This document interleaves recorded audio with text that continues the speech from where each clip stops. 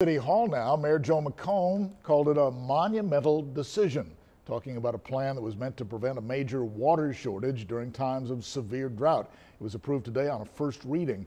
Our Marissa Cummings is live at City Hall tonight with the basics of what the council members decided today. Marissa?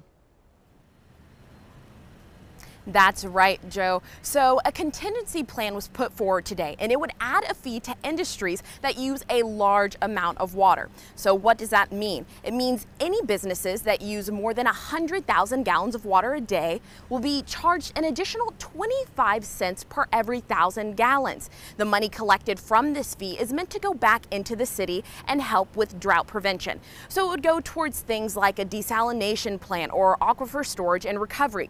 The entire city council stood behind this plan, including Mayor Joe McComb, who seemed particularly optimistic.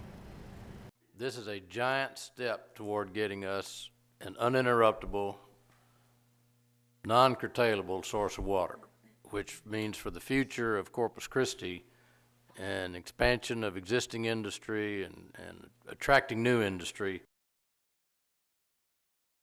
Council decided to revisit the item for a final time on September 11th.